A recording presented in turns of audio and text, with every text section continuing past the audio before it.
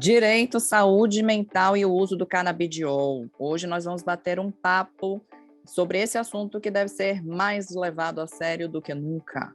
Muito bem-vindes, bem-vindas e bem-vindos ao Papo Juriscast, seu podcast jurídico diferente. Eu sou Erickson Moraes e estou virtualmente ladeado pelos meus nobilíssimos e queridíssimos amigos. Bel Becker. Sou Marcos Magalhães, boa noite. E hoje estamos com um convidado, não é isso, gente? Um convidado especialíssimo, Dr. Túlio Alves, cujo currículo extensíssimo será daqui a pouco declinado por Bel Becker. E hoje abordaremos um assunto extremamente importante, que é o uso medicinal de cannabis. Por incrível que pareça, são 4h20 da tarde agora, e vamos tratar desse assunto muito importante. Bel, por favor, o currículo do Dr. Túlio. Dr. Túlio é médico anestesista, especialista em dor, mestre e doutor pela USP, também professor da UNEB. Ele é pioneiro na questão da liberação do uso da cannabis, que é muito específica, não é isso, Dr. Túlio? Tudo bom? Tudo bom, é um grande prazer estar participando aqui desse bate-papo. A gente, no bate-papo, a gente aprende, a gente também transmite, né, informações, aquelas informações que na nossa jornada a gente acumulou. E eu espero aprender muito aqui nesse nosso bate-papo. Doutor Túlio, a gente vive numa sociedade extremamente moralista, né, com vários dogmas, e uma sociedade que, ao mesmo tempo que não dá vazão para que os avanços aconteçam, reprime que individualmente cada cidadão tenha acesso àquilo que lhe é mais benéfico, como, por exemplo, um tratamento com substâncias extraídas da cannabis. Dentro disso, eu queria perguntar para o senhor, o que é THC e maconha? São a mesma coisa? Têm o mesmo efeito sobre o organismo humano? Mais ou menos que o senhor esclarecesse para quem nos escuta, para quem nos assiste, a diferença entre essas três coisas, se houver, né? Pronto. Essa eu entendo que seja uma espetacular pergunta. Na verdade, é uma deixa, né, para que a gente possa explorar um pouquinho esse mundo canabinoide. Na verdade, se nós formos focalizar a plantinha, especialmente no caule dela, onde tem mais concentrado aí esses derivados, a gente vai observar que tem mais de 60 desses derivados. Nós chamamos de alcaloides, né? Alcaloides da planta. Destes alcaloides, sem dúvida alguma, tanto o THC como o canabidiol, eles são protagonistas, né, desse universo canabinoide que tem na planta. Eles, de fato, têm dominado, inclusive, a terapêutica, a despeito de outros derivados canabinoides também surgirem nessa perspectiva terapêutica, como, por exemplo, o canabigerol, não é, que está aí imposto para uso médico, para uso terapêutico, tanto na medicina humana como na medicina veterinária. Mas eu diria que o THC e o canabidiol são os grandes protagonistas dessa história, não é? Tem sim, tem diferenças entre eles, especialmente no que tange aqueles efeitos psicodislépticos, ou seja, o barato, né? O barato. Quem usa a maconha para fins recreativos busca esse barato. Nesse aspecto, focalizando essa questão psicodisléptica, que é o barato, sem dúvida alguma, o canabidiol não compartilha desse efeito, ele não possui esse efeito disléptico, né, que o THC possui muito. Por quê? Por uma questão de receptor, né? A atuação do canabidiol sobre um tipo de receptor, gente, aquela moléculazinha que nós temos, que quando o derivado canabinoide se liga, produz o efeito, produz a resposta. Então, é intermediário, vamos dizer assim. Então, esse receptor que produz esses efeitos do barato, eles não são alvo do canabidiol. Portanto, o canabidiol não produz. Não espere dele, do canabidiol, o barato. Já o THC, sim. O THC ele produz esses efeitos psicodislépticos e ele, sem dúvida alguma, é o alvo daquelas pessoas que usam de forma recreativa estas substâncias. Espero, acho que ter respondido a tua pergunta, a tua colocação. Sim, muito bem respondido. Obrigado.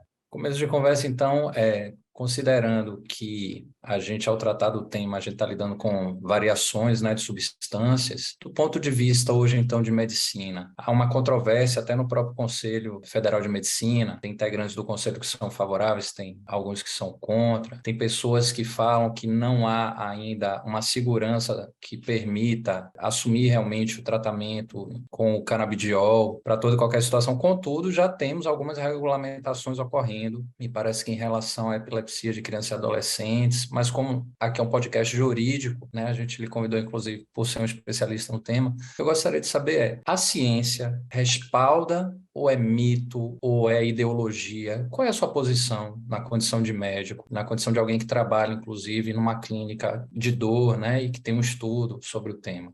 É uma outra grande pergunta que nos permite fazer também uma reconstituição do nosso percurso, né, que quase 22 anos, Marcos, que a gente vem estudando, né, os derivados canabinoides e já enfrentamos momentos muito duros mesmo, momentos de extrema repressão, e hoje, sem dúvida alguma, por uma pressão da sociedade, esse é um tema que está mais palatável naqueles, vamos dizer assim, naqueles órgãos de controle, inclusive o Conselho Federal de Medicina. Muitas vezes, os conselhos, eles se articulam quase que num processo, vamos dizer assim, extemporâneo e revisitam determinados tempos que a gente nunca imaginaria que fosse revisitar, como tempos bárbaros, como os tempos da Idade Média, não é? Então, quando um determinado conselho defende, por exemplo, como defendeu o tratamento precoce para a Covid-19, você já mostra aí que tem algo errado, né? Então, essa questão da ciência no âmbito do Conselho Federal de Medicina, ela precisa ser melhor trabalhada, porque ela me parece que é 2 pesos e 2 medidas. Então, para, né, a cloroquina, para a ivermectina, etc.,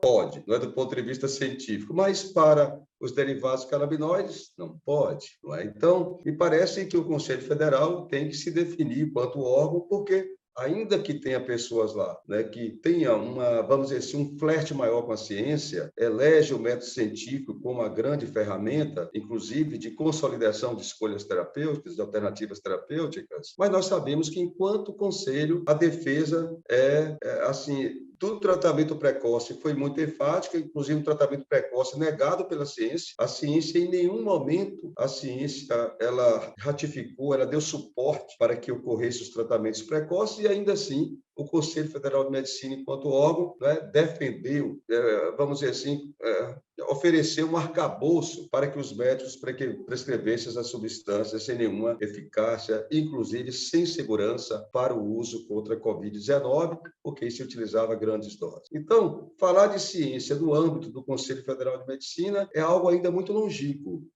não está muito próximo. A ciência não está fazendo parte do cotidiano, na minha opinião, deste conselho, né?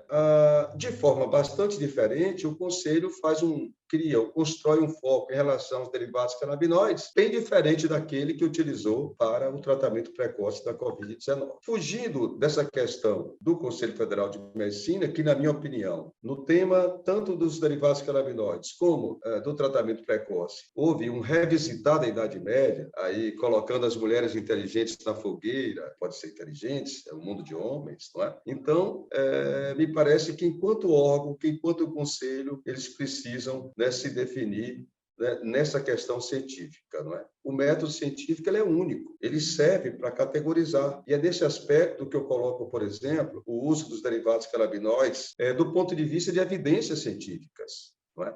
Então, nós temos evidências fortes, nós temos evidências moderadas, nós temos evidências fracas e nós temos evidências robustas. Por exemplo, os derivados canabinoides, o canabidiol em especial, para tratar a epilepsia, para fazer o controle da epilepsia, especialmente daqueles casos refratários que outros fármacos não conseguiram controlar, as evidências são robustas. No tratamento da dor, por exemplo, as evidências são fracas.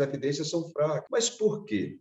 Por que ainda existe essa condição um pouco distante dessa categorização? Porque, na verdade, isso tudo era proibido. Nós não podíamos fazer pesquisas, né, no volume que pudéssemos, então, desfechar em evidências fortes, fracas e tal. Para a questão da epilepsia, que é uma questão muito visual, imagine crianças que tinham 30 episódios de epilepsia no dia e as substâncias convencionais, elas não conseguiam controlar, e com os derivados canabinoides, esse controle passou a ser real, passou a ser algo realmente palpável. Então, isso teve um apelo muito grande e essa luta da sociedade inicialmente se deu, não é, através da simbologia da epilepsia, do controle da convulsão. Sensibilizou, imagine que uma criança, né, convulsionando 30 vezes durante o dia. Cada convulsão dessa lesando neurônios. Então, sem dúvida alguma, isso criou um arcabouço sentimental, vamos dizer assim, né, para poder fazer esse enfrentamento mais rápido. Por isso que os trabalhos iniciais,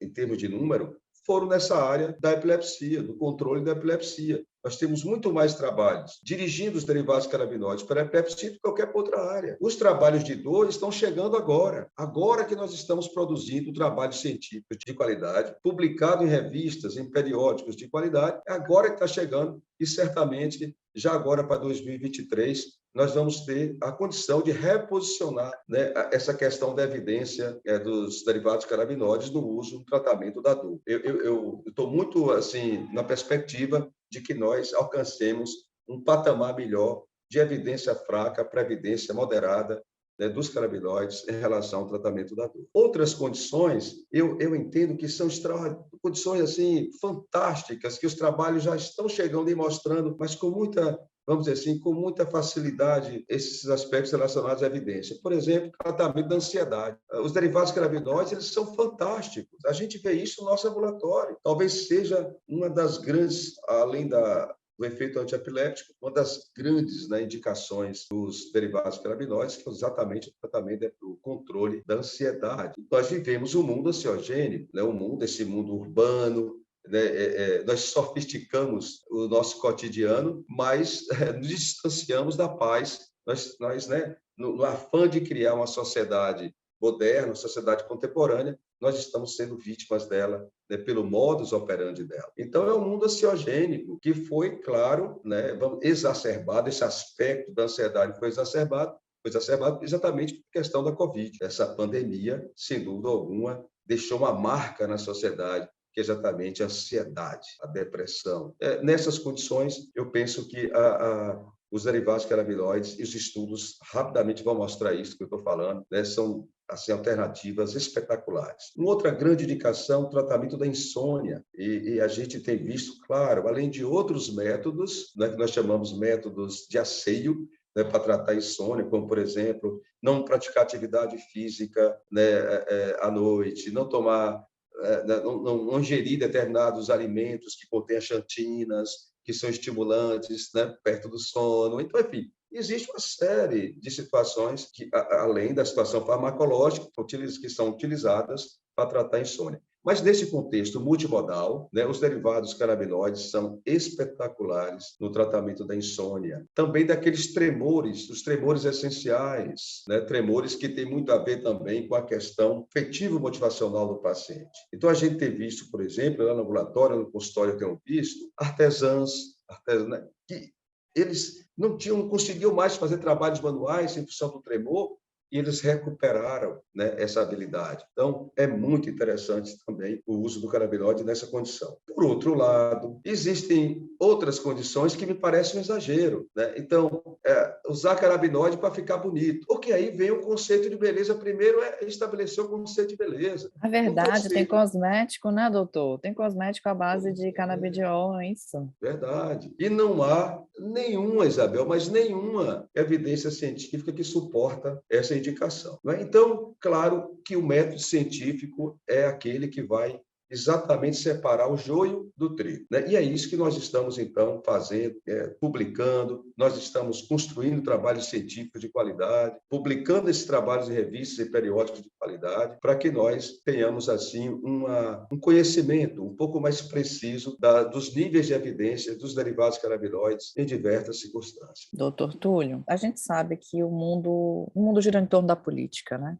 Inclusive, parece que a ciência ela tem uma vertente até na escolha, né, do seu objeto de estudo, da sua pesquisa em si, uma vertente, né, a própria escolha ela já é em si uma política. Eu vejo assim, por exemplo, pessoas próximas a mim que, por conta da questão da ansiedade, tentaram tratar a ansiedade com alopatia, né? E tentaram a vertente do canabidiol. E checaram o preço do canabidiol para poder fazer a compra do remédio, do medicamento. Lembrando que o canabidiol ele é aprovado pela Anvisa, confere? E, no entanto, existem alguns fornecedores, ele não é vendido, por exemplo, de forma restrita em farmácia, né? Então, existem alguns fornecedores de canabidiol canabidiol, né, gente, medicação. E aí, quando a gente vai checar o preço e o frete para poder fazer essa compra, é extremamente caro em relação, por exemplo, à alopatia. Se a gente for comparar os medicamentos psiquiátricos mais utilizados, ele acaba sendo muito caro. Isso tem a ver com a política, tem a ver com essa questão, a indústria farmacêutica? Sem dúvida, a política ela rege, né, pelo menos nas sociedades democráticas, a política ela é a linha, ela é a grande linha e a gente precisa ter o cuidado exatamente para não criminalizá-la. A política, eu prefiro a política do que a ruptura. A gente tem visto alguns governantes, não é, flertar, né, com exatamente a desconstrução da política, não é, e a colocação no lugar da política de outros métodos, né, especialmente os métodos mais autoritários, então flertando quase que, né, frequentemente, quase que diariamente, com a perspectiva de um golpe, né, quando se faz assim uma alusão ao golpe de 64, quando se constrói vamos dizer assim, uma roupagem do golpe de 64 que não existiu, não é? Quando se reforça, né, atrocidades que foram produzidas no golpe de 64 e que de apoio assim completo a essas atrocidades. Então, a gente vê sinais muito claros, né, de ataque à democracia, de ataque à política. Então, a política, não importa se ela é de direita, não importa se ela é de esquerda, não importa se ela é de centro, ela precisa existir. E é disputa mesmo, nós temos que disputar, né, espaços de acordo com o que nós pensamos, né? Então, existem aquelas pessoas que são de esquerda, de centro, de direita. Isso está muito certo, está muito dentro de um espectro de um país, né, que almeja ser um país ou que se coloca como um país democrático, não é? É assim mesmo.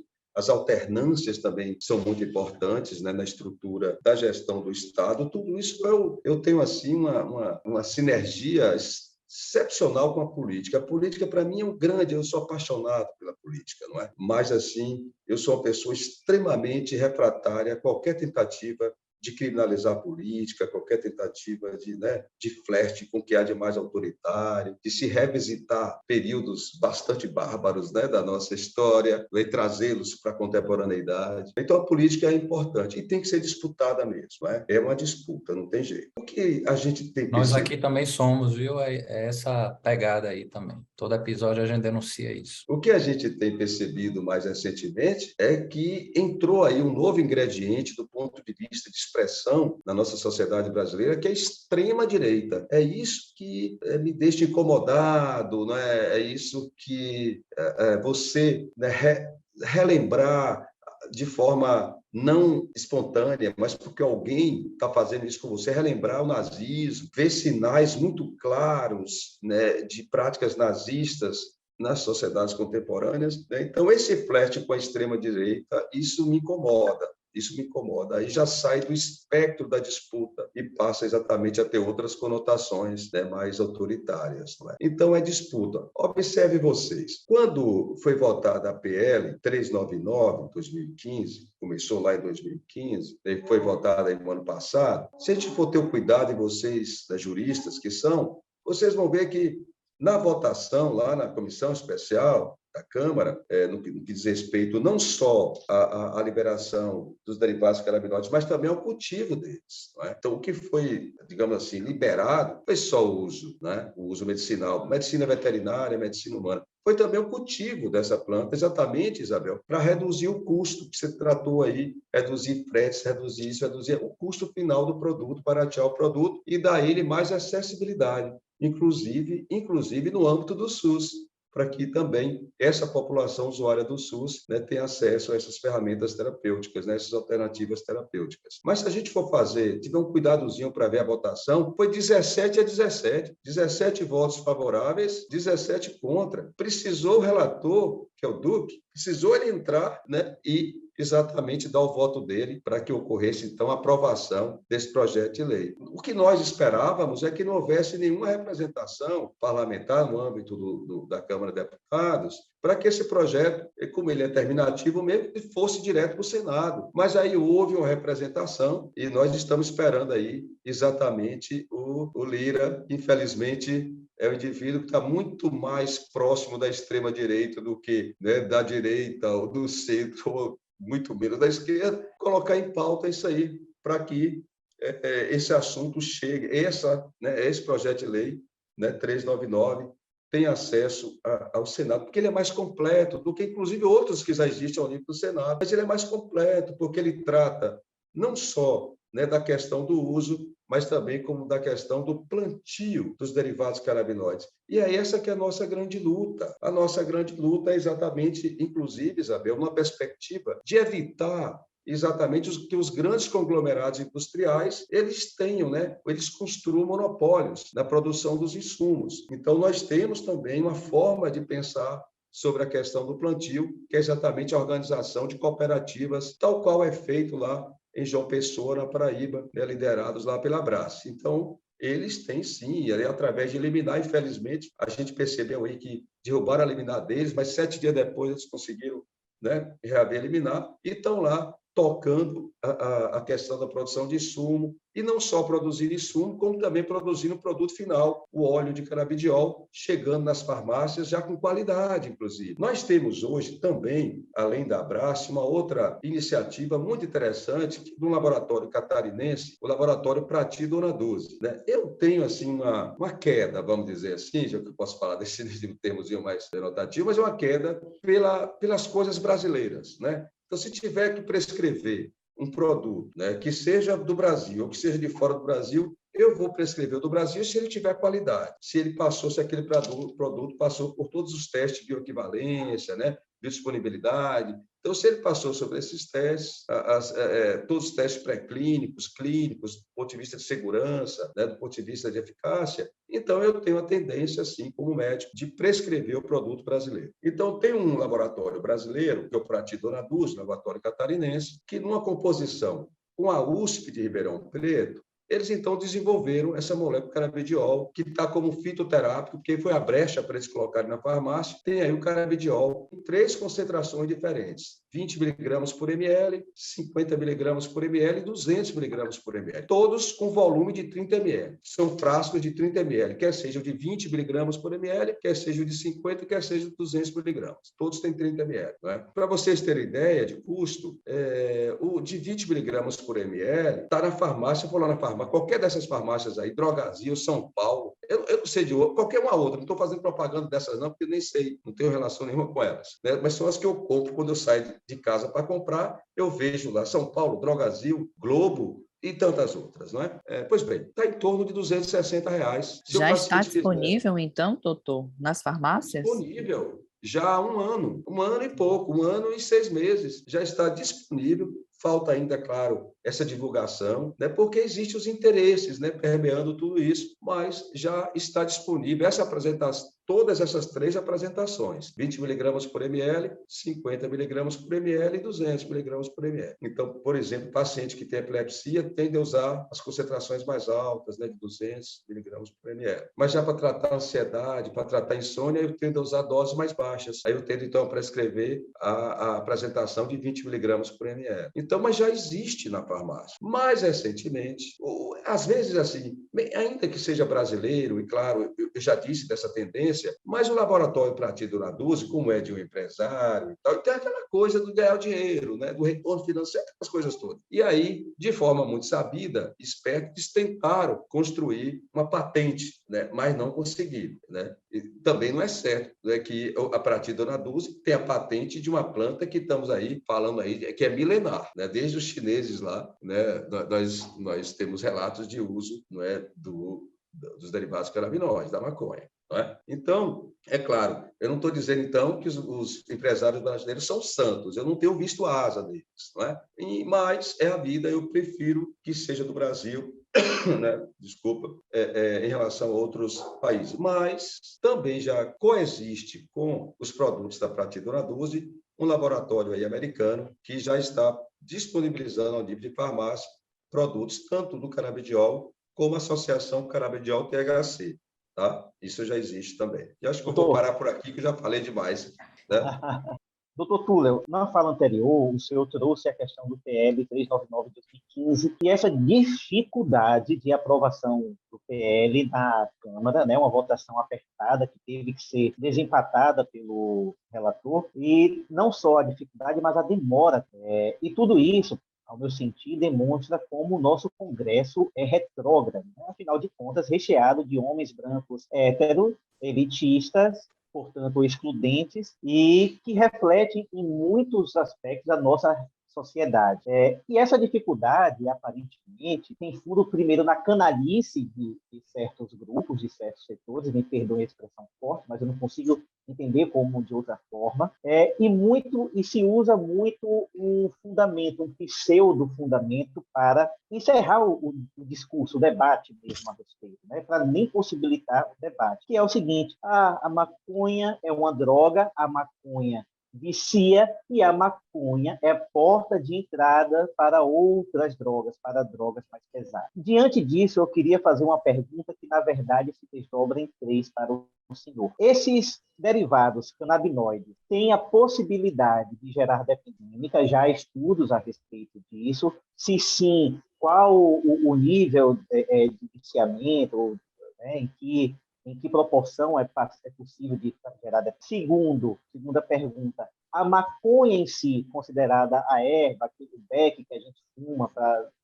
bater o barato, causa viciamento, causa dependência química também, é possível causar? E se sim, qual o índice de viciamento e se é possível comparar com outros tipos de substâncias, como a nicotina, por exemplo? E a terceira parte dessa pergunta, de fato, a maconha seria uma porta de entrada para outros tipos de drogas mais pesadas? Então, basicamente, se os derivados têm a potencialidade de gerar dependência, se a maconha em si também tem, e se a maconha é porta de entrada, como dizem por aí, para drogas mais pesadas. De fato, você fez referência ao Congresso Nacional e, ao longo do tempo, a gente tem visto uma deterioração da condição, inclusive moral, desse Congresso. Esse Congresso, hoje, ele representa muito mais um parlamentarismo, ele simboliza muito mais um parlamentarismo, vamos dizer assim, à brasileira, do que propriamente o regime presidencialista. A gente tem visto que o presidente da República, ele abdicou da missão dele de governar, ele abdicou. Ele talvez governe 20% e os 80% na forma do orçamento secreto, né? Ele deixa para que os deputados e senadores estabeleçam as relações diretas, né, com prefeitos, inclusive. Então, eu não sei mais se nós estamos vivendo um regime presidencialista ou um regime parlamentarista brasileiro, onde 80% do orçamento ele está sequestrado exatamente pelos deputados e senadores. Não é?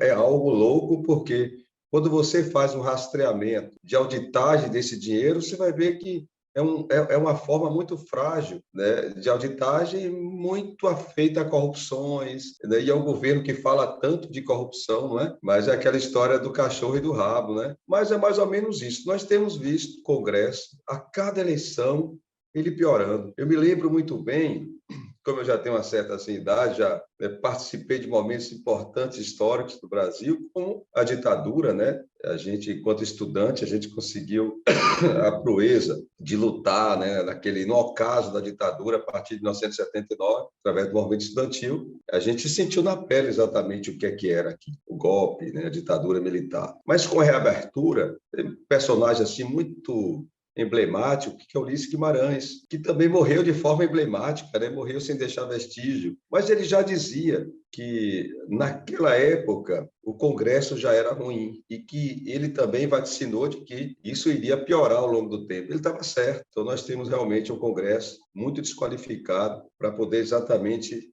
fazer aquilo que deveria fazer, que é legislar, né? Hoje eles não são legisladores, hoje eles são executores, eles que estão governando, né, o país, através dessa coisa absolutamente disforme, né, distópica, que é o orçamento secreto. Então, você fez menção a isso, eu gostaria de realçar essa questão do Congresso. Muito ruim, de fato. Com relação às outras questões que você levantou, eu penso o contrário, né, do que muitas pessoas levantam, e, inclusive, nós participamos de um debate muito duro um representante, inclusive, da bancada evangélica, ele dizia que a maconha é porta de entrada de drogas. Muito pelo contrário, a ciência não enxerga dessa forma. Nós já sabemos hoje que, por exemplo, o canabidiol é uma alternativa extraordinária numa estratégia multimodal de tratar dependência de cocaína, dependência de heroína. Então, os derivados canabinoides e o canabidiol em particular tem sido muito útil para tratar a dependência química de cocaína e heroína, mostrando que, ao contrário do que se diz, a maconha é porta de saída de droga e não porta de entrada delas. Outro aspecto importante é com relação ao potencial de produzir dependência química. É muito leve, é assim que a literatura descreve, inclusive um potencial menor do que substâncias que nós usamos aí rotineiramente como benzodiazepínicos. O Rivotril, o diazepam, não é Rivotril que é o clonazepam, o diazepam que é o Valium, eles têm um potencial até superior, né, ao canabidiol, que diz respeito à produção de dependência. Não é? Então, muito leve, são substâncias que eu costumo, né, referir a elas muito como porta de saída de drogas e não porta de entrada delas. Eu acho que eu contemplei as perguntas, não? Acho que faltou alguma. Sim, doutor, respondeu sim. Obrigado. Eu acho que uma posição, doutor Túlio, sobre a questão do cultivo nos dias atuais, né? Considerando-se, claro, que isso pode nos levar a uma permissividade acerca do uso recreativo também, mas considerando-se outras questões também, né, que foram ditas, tanto do ponto de vista econômico, quanto do ponto de vista dos bens jurídicos envolvidos, o STJ ele disse assim: eu concedo salvo-conduto, hoje já são 4 casos, me parece, no Brasil, que ele diz que as pessoas podem cultivar, dizendo assim: a ofensa a um bem penal, uma ofensa à sociedade. Eu não enxergo dessa forma, não é essa coisa assim tão grave a pessoa poder cultivar em sua casa, considerando-se, inclusive, que essas pessoas estão pedindo para poder facilitar o seu acesso a uma terapia, né? A um bem-estar. Então, acho que do ponto de vista de medicina, tem aquela máxima, né, de sempre promover o bem-estar da pessoa, né, acima de tudo. A cura vem até por último, uma coisa mais ou menos assim, mas não sei se o senhor concorda com esse aspecto. Acho que em 2022 a gente já pode começar a repensar esse olhar sobre o cultivo de uma forma como o senhor mesmo colocou, né? Buscando criminalizar menos e ser mais empático, assim, do ponto de vista das demandas que as pessoas trazem e da própria liberdade de cada indivíduo, considerando, como o senhor também disse, a gente usa às vezes substâncias tão, do ponto de vista assim, dos danos que causam à saúde, tão piores e são até estimulados. A gente tem campanhas, tem publicidade, tem apoio governamental em relação a essas drogas. E em relação ao cannabis, desde da Índia, várias comunidades ancestrais, vários povos tradicionais fazem um uso tão mais tranquilo em relação a isso, e a gente batendo na tecla aí da demonização. Então era só para ouvir mesmo o senhor, viu? E o que é que o senhor acha? Se o senhor quiser também abrir para suas considerações finais, desde já a gente já lhe agradece. Eu acho que você colocou, Márcio, tocou no ponto, na minha opinião, crucial. Porque o que é que a gente pensa quando traz alternativa terapêutica da expressão dos derivados canabinoides? Aquelas indicações, ansiedade, né? Insônia, tratamento da epilepsia, tratamento da dor. É fantástico isso, mas a gente quer isso para todos. A gente não quer isso só para uma casta da sociedade, aqueles que podem pagar essa substância. Essa aí, a luta nossa, né, de pesquisar, de estabelecer a relação de eficácia, segurança dessas drogas, ela é apenas parte, né, de algo maior, de um objetivo maior nosso. Nós queremos, sim, produzir essas alternativas e tantas outras, mas garantir acessibilidade, garantir que todas as pessoas tenham acesso a essas alternativas, para não ficar muito, né, fincado nos mais abastados, né? Tem muito candidato aí que diz que foi a escolha de Deus. A gente já via isso nos imperadores, a gente já via isso lá na Idade Média, várias histórias, né? O rei era mandado por Deus, foi a escolha divina. Então a gente precisa ter um olhar para o conjunto. E nesse aspecto, a nossa luta, a luta sanitária no Brasil, o movimento sanitarista brasileiro, ela acabou culminando na formação do SUS. O SUS é, na verdade, uma ferramenta que torna a assistência na área da saúde mais ampla, né, que atende a todos, não apenas quem tem dinheiro. E isso deu muito certo. Essa Constituição de 88, que construiu as bases do que é hoje o SUS, não é? Lá foi garantido constitucionalmente que o SUS é hoje e que está sendo desmanchado, que tem sido desmanchado nesses últimos 6 anos. Então, por que o SUS? Né? Para que a assistência à saúde seja a mais ampla possível, né? Que atenda a todos os brasileiros. Está lá escrito, a saúde é um dever do Estado, é um direito de todos. Então, a gente não quer produzir uma substância só para quem pode pagar ela. A gente quer produzir uma substância para quem tem, não é, indicação, né, para tal. Nesse aspecto, o cultivo me parece bastante interessante do ponto de vista farmacoeconômico, né, para que nós possamos produzir essa substância da forma mais barata possível, para que o SUS tenha, inclusive, recursos para que possa adquirir essas substâncias e colocá-la, né, nesse meio. Até hoje negado, né, negado. Aí você vê algumas situações, né? O Girão, por exemplo, que é um senador extremamente conservador lá do Ceará, né? Ele, ao mesmo tempo que ele advoga, né, o canabidiol, somente o canabidiol, ele é contra qualquer outro derivado canabinoide ao nível do SUS, né? Mas ele, né, tem todo um discurso de criminalização, de dificuldade, inclusive, de nós avançarmos, né, nessa liberação, tanto do cultivo quanto do uso, né, de uma forma, né, que o método científico determinou. Eu estou falando do ponto de vista medicinal, porque esse foi o convite que vocês me fizeram, porque queria deixar registrado. Na minha posição é que todas as pessoas, né, têm que ter o seu livre-arbítrio, enfim, as drogas não devem ser, vamos dizer assim, colocadas no contexto de políticas de drogas que está aí. Esse combate, essa política de combate às drogas que está aí não me representa, de forma alguma me representa. Não é? A questão de droga não é questão de polícia, é questão de saúde pública, não é de polícia. Então, esse é o foco, esse é o erro que está se cometendo, e mais fortemente nesses últimos 6 anos, não é? Que mudou muito essa questão da política de drogas no Brasil. Então, aí deixar bem clara a minha posição. O cultivo é espetacular.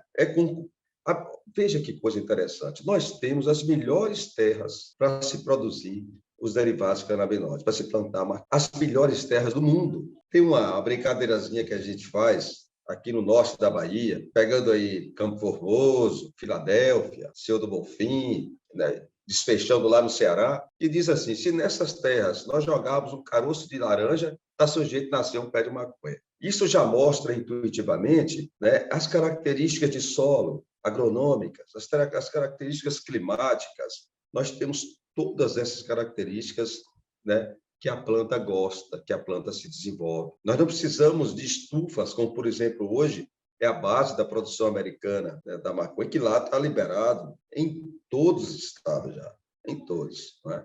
Inclusive para o uso recreacional. Então, o plantio, ele é fundamental. É preciso ter liberdade de plantio. Agora, qual é o cuidado que a gente deva ter? É disputar esse plantio com os grandes conglomerados industriais, porque senão se cria aí, na sua origem, não é, um grande monopólio, que é o que acontece, por exemplo, hoje com a soja, acontece com o milho. Hoje nós temos grandes empresas internacionais que são produtoras de sementes de milho, aquelas sementes, não é, modificadas geneticamente, que é o que nós chamamos de transgênico, né? São sementes que hoje praticamente os brasileiros e todo mundo planta elas. Existem nichos muito específicos das sementes crioulas, que a gente chama. Então, nós estamos aí com esse mundo transgênico matando a genética, matando o material genético, não é? E é preciso se recuperar, e tem também várias instituições no Brasil fazendo essa recuperação das sementes crioulas, né? São fundamentais, extraordinárias. Se nós deixarmos ela desaparecer, vai desaparecer um grande manancial genético, não é? Então, esse mundo transgênico, ele vem exatamente para assolar, ele vem exatamente para construir o monopólio, de tal forma que hoje você planta mais, se não as sementes transgênicas. Aí você planta uma semente lá de milho transgênico, aí o milho nasce. Se você pegar uma sementezinha desse milho que nasceu e plantar, ela não nasce, ela não nasce. Observe que monopólio estúpido, não é? Eu não posso nem mesmo cultivar a minha semente para o replantio. Eu plantei aqui, mas se eu quiser plantar de novo, eu vou ter que comprar de novo a semente transgênica. Isso também está posto nos derivados canabinoides. Eles estão querendo produzir o que nós chamamos, né, de cannabis transgênica. Isso aí é um horror. Isso aí é experimentar exatamente o que nós estamos vivendo com o mundo transgênico na agricultura de uma forma geral. Então, não é só a gente lutar pela liberdade de cultivo, que essa lei aí coloca com muita clareza isso, é muito interessante. Ela traz lá uma série de regulamentações que vai nos dar certeza de que provavelmente não vai ter nenhuma solução de continuidade, vai ter uso, por exemplo, fora daquilo que foi programado. Então, os mecanismos são muito assim rigorosos nesse sentido. Mas além dessa, nós temos que lutar. A sociedade tem que fazer um movimento para que o próximo presidente da Câmara coloque em pauta, né, esse projeto de lei 399 de 2015, não é? Para que daí ele vá para o Senado e que seja, então, não é aprovado e que nós passemos a cultivar a maconha, porque nós temos os melhores solos, porque nós temos as melhores condições climáticas. Para além disso, uma outra luta agregada a essa, acoplada a essa, é exatamente a construção de métodos mais democráticos, é democratizar os meios de produção da maconha, né? Então, a gente tem que fazer essa luta também contra esses grandes conglomerados, especialmente americanos, né, que já estão aportando aqui no Brasil com essa intenção exatamente, que é a intenção de construir esses monopólios. Então, é muito importante nós termos essa noção do cultivo. É muito importante, não é só plantar. É tudo uma questão permeando isso e que, sem dúvida alguma, essa nossa luta vai construir uma maneira de se plantar os derivados canabinoides, diferente do que está acontecendo, plantar maconha, está acontecendo no Uruguai, diferente do que está acontecendo nos Estados Unidos. Tá? Então, essa é uma grande preocupação, Marcos, da nossa parte. Perfeito. Eu estou com um dado aqui da Veja Saúde, viu, gente? Só para complementar, pesquisei aqui na internet, nos Estados Unidos hoje, dos 50 estados americanos, 35 já regulamentaram a cannabis e para fins recreativos já são 15 estados, trazendo o dado porque eu particularmente achei, diante do que a gente ouve, né, que achei que era muito mais conservador. O Canadá já permite uso recreativo e autoriza o uso terapêutico para 39 situações. As pessoas podem cultivar em casa, basta pedir autorização ao governo, que ele vai avaliar o motivo. No Chile, os pacientes com receita podem adquirir a cannabis tanto em associações quanto em farmácias, é o que a gente está começando a viver aqui no Brasil, né? A maior fazenda de cultivo da América Latina está lá, é essa crítica aí que Dr. Túlio fez. Na Holanda já tem é uma das experiências mais antigas, né? Inclusive o uso recreativo ele é assistido como política pública de saúde em alguns espaços, até em coffee shops você pode fazer com profissionais de saúde assistindo as pessoas, inclusive outras drogas. Em Israel, a gente acha que é mais conservador, né? Médicos credenciados avaliam os pedidos e orientam os pacientes sobre o tipo de dosagem a ser consumidos, e inclusive é utilizada largamente para câncer e doenças nervosas. E o Uruguai foi o primeiro país do mundo a liberar o uso recreativo, permite a compra de produtos em farmácias autorizadas e o plantio da erva a cidadãos adultos. Ou seja, já antecipando aqui, né, minhas considerações finais, que eu vou dar início, acredito que no Brasil falta não só uma mentalidade diversificada, uma boa vontade política, né, de fazer valer a pena uma medicina diferente, né, de trazer, de abrir essa medicina, né, de trazer essa inovação. É uma inovação científica, apesar de ser historicamente testada, vamos colocar assim, a gente pode colocar como uma inovação científica, talvez, mas acho que falta também maturidade no Brasil, né? Falta maturidade para muita coisa, muita boa vontade. O que vocês acham? Falta caráter também. Antes de eu fazer minhas considerações, eu queria pedir para que o doutor Túlio, para quem quiser acompanhar seu trabalho, suas pesquisas, sua atuação em defesa da utilização medicinal do canabidiol, dos derivados, na verdade, né? Quem estiver nos assistindo, nos ouvindo, onde é que pode encontrar o senhor? Rede social, blog, site, que o senhor possa informar para a gente, doutor?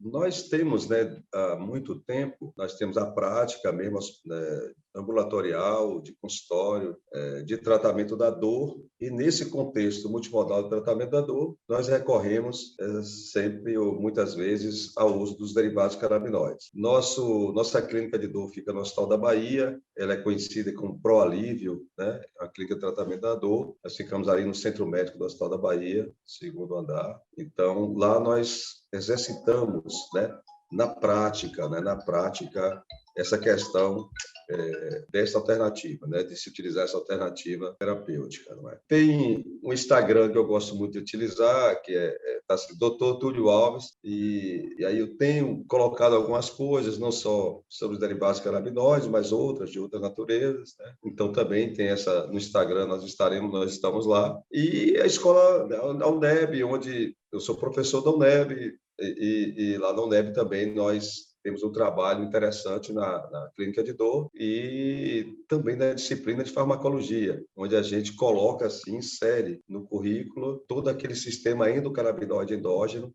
É importante dizer isso para aquelas pessoas que ainda, né, nutrem um aspecto, vamos dizer assim, de preconceito e tal. Aí eu vou dar uma informação que não é muito boa para essas pessoas, que é exatamente o fato de todos nós humanos, e também outros animais, mas nós humanos temos maconha dentro da gente. Então, essa é a péssima notícia para quem tem preconceito. Nós temos maconha em quantidades interessantes dentro da gente. Então, já foi descoberto todo o sistema endocannabinoide, que é o sistema canabinoide endógeno. Já sabemos de uma substância que tem o nome de anandamida, que é uma substância endógena, que significa que eu vou agradar, né? Anandamida, é agradável, o sânscrito quer dizer agradável. Pois bem, a anandamida é esse neurotransmissor que nós temos dentro de nós, né? Que é uma maconha endógena, como também temos todo o sistema de receptores, né? O receptor CB1, o receptor CB2. Vale realçar que esses receptores já estão todos estudados do ponto de vista molecular. Já sabemos, já clonamos esses receptores, já sabemos a sequência de aminoácidos desses receptores, pontos de ligação, né,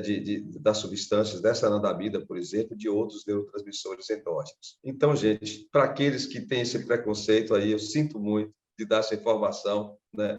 Mas sim, foi descoberto, não tem muito tempo, mas foi descoberto o sistema endocannabinoide endógeno, que atesta que nós temos maconha dentro da gente, maconha endógena. Ou seja, somos mais do que... Somos um pé de maconha, praticamente.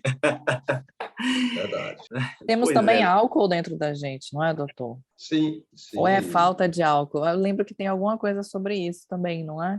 Nós temos uma substância, nós temos várias substâncias, como, por exemplo, substâncias opioides, né? Você referiu lá no início que você usou a morfina, né? Que é um opioide, talvez o opioide mais é o protótipo dos opioides, que é a morfina. Nós temos opioides endógenos, endorfinas, dinofinas, encefalinas, né? Nós temos todo esse arcabouço que imitam, na verdade, que as drogas imitam elas, né? Nós temos. Maravilha. Erickson? Eu gostaria apenas de fazer uma observação, uma afirmação. A guerra às drogas em países como o Brasil, como os Estados Unidos, mas focando em nosso Brasil, nosso país. A guerra às drogas é um projeto eugenista, é um projeto de massacre étnico-racial e também socioeconômico, e que, infelizmente, tem dado muito, mas muito certo. E nós precisamos romper com essa visão moralista da sociedade para questões que são caras à democracia, para questões que são caras à humanidade, porque não é o filhinho de papai da Barra que morre por conta do combate da guerra às drogas, não é o playboyzinho que estuda num colégio particular de rico que morre de, aspas, bala perdida, porque a polícia entra lá atirando primeiro e perguntando depois. Então é uma questão social muito grave, que nós não podemos tratar como crime aquilo que é de saúde pública. É que eu me refiro às drogas, eu me refiro ao aborto, me refiro a todas essas pautas que são caríssimas a todos nós, enquanto sociedade e enquanto seres humanos. Por isso é importante, pessoal, pelo amor de Deus, não podemos fechar a possibilidade para a discussão séria, uma discussão centrada em aspectos científicos, não por corrente de WhatsApp, não por achismo, não porque um canalha de um presidente da República fala que tem que ser de tal forma e vai um gado seguindo como se fosse um rebanho mesmo. Nós precisamos parar, nós precisamos centrar e focar naquilo que salva vidas, aquilo que tem base científica e aquilo que pode trazer uma evolução civilizatória para todos nós. Com essas considerações, eu agradeço imensamente a participação do Dr. Túlio Alves, foi extremamente esclarecedora, fantástica a sua participação, doutor. Muito obrigado por disponibilizar esse tempo, a gente sabe que tempo é muito escasso, ainda mais professor, médico, pesquisador, então, muito obrigado por disponibilizar esse tempo para trazer luz a esse momento tão obscurantista que nós vivemos no Brasil. Muito obrigado mais uma vez. Então, esse foi o nosso Papo Júris. Então, esse foi o Papo Júris, o seu podcast jurídico diferente. Muitíssimo obrigado para você que nos acompanhou até aqui. Nos sigam nas redes sociais, no Instagram, @PapoJurisCast, no YouTube. Ative o sininho para receber a notificação de todos os episódios. Estamos também nas plataformas como Spotify e agora estamos também no Google Podcasts. No Google Podcast. Nos sigam lá. Papo JurisCast, o seu podcast jurídico diferente. E até o próximo. Tchau, gente.